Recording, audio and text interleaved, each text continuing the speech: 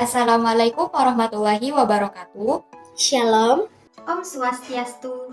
Namo Buddhaya. Salam kebajikan. Yang terhormat, Ibu Murni Hermawati Sitanggang, selaku dosen pengampu mata kuliah Pendidikan Pancasila kelas 70 dan teman-teman yang saya banggakan. Pada video kali ini, kami kelompok 9 akan mempresentasikan hasil diskusi kami tentang ideologi liberalisme di negara Prancis. Liberalisme merupakan suatu ideologi, pandangan filsafat, dan tradisi politik yang menekankan pada pentingnya kebebasan dan kesetaraan hak sebagai nilai utama.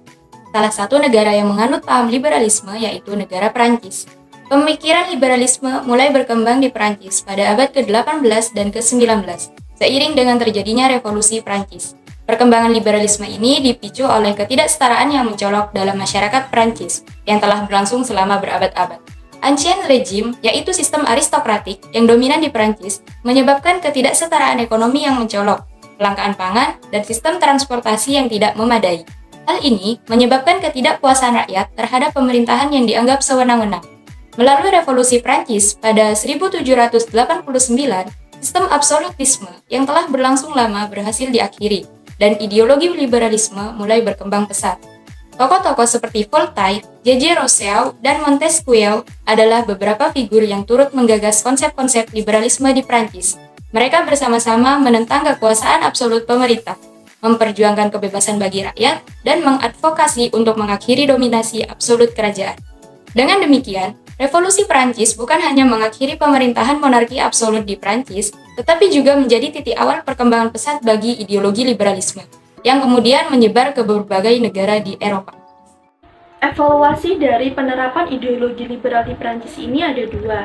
Yang pertama adalah kelebihan. Salah satu dampak dari revolusi Prancis adalah lahirnya paham liberalisme. Kaum liberalis menentang adanya pembatasan, khususnya dari pemerintah dan agama. Dampak positif di bidang politik adalah undang-undang dianggap sebagai kekuasaan tertinggi, sistem republik menjadi sistem pemerintahan baru, dan munculnya paham demokratis modern. Dampak positif di bidang ekonomi meliputi penghapusan sistem feodalisme, petani memiliki hak atas tanah dan lahannya, penghapusan gilda, dan industrialisasi. Dampak positif di bidang sosial yaitu terbentuknya tatanan sosial baru dan memberi kesempatan bagi seluruh kalangan masyarakat untuk mengenyam pendidikan. Yang kedua adalah kekurangannya.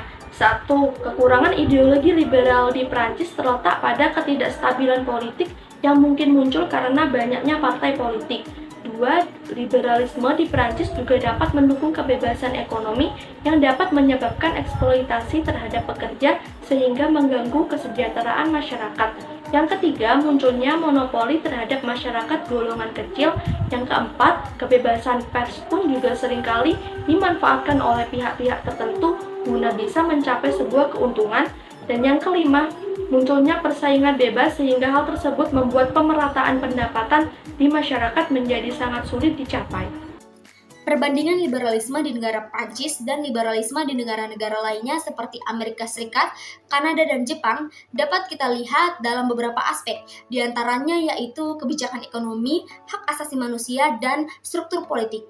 Terkait dengan kebijakan ekonomi, Prancis memiliki campuran ekonomi yang melibatkan pasar bebas dan intervensi negara yang cukup besar dalam sektor-sektor tertentu, seperti regulasi ketenagakerjaan dan kesejahteraan sosial yang luas.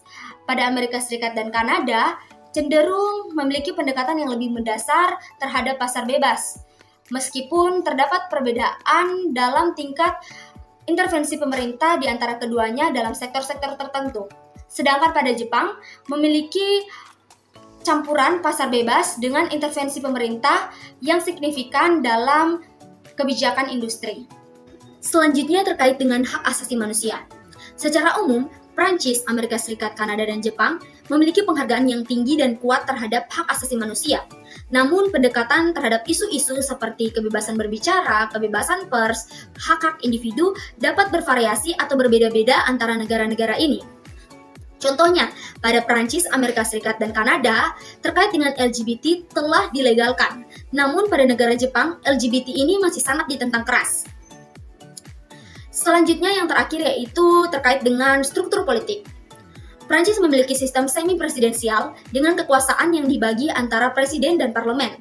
Amerika Serikat juga memiliki sistem presidensial, namun kekuasaannya dibagi yaitu eksekutif, legislatif, dan yudikatif. Kanada memiliki sistem parlemen dengan monarki konstitusional dan Perdana Menteri sebagai kepala pemerintahan. Begitupun dengan Jepang memiliki sistem parlemen dengan kaisar sebagai simbol negara dan Perdana Menteri sebagai kepala pemerintahan. Liberalisme di Prancis menekankan pada nilai-nilai individualisme, kebebasan, dan peran minimal negara. Nilai-nilai inti liberalisme di Prancis adalah kebebasan, persamaan, dan demokrasi. Prancis menerapkan prinsip sekularisme yang memisahkan agama dan negara. Hal ini berbeda dengan ideologi Pancasila yang dianut oleh Indonesia. Pancasila sebagai ideologi dan dasar negara Indonesia menekankan keseimbangan antara hak individu dan kewajiban sosial, serta peran aktif negara dalam mewujudkan kesejahteraan bersama. Nilai-nilai Pancasila meliputi ketuhanan, kemanusiaan, persatuan, kerakyatan, dan keadilan sosial. Pancasila juga mengakui peran agama dalam kehidupan berbangsa dan bernegara. Dengan demikian, liberalisme yang menekankan individualisme dan peran minimal negara kurang sesuai untuk diterapkan secara utuh di Indonesia. Sebaliknya, Pancasila sebagai ideologi dan dasar negara Indonesia lebih selaras dengan nilai-nilai dan konteks sosial budaya Indonesia. Dari materi yang kita sampaikan dapat disimpulkan bahwa Prancis adalah salah satu negara yang menganut paham liberalisme yang mencerminkan tujuan utama dari revolusi Prancis.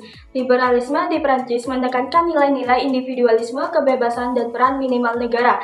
Prancis menerapkan prinsip sekularisme yang memisahkan agama dan negara.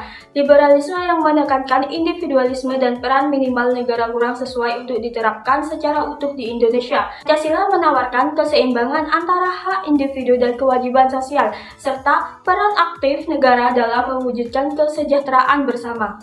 Sekian pemaparan dari kelompok kami, kurang lebihnya mohon maaf. Terima kasih.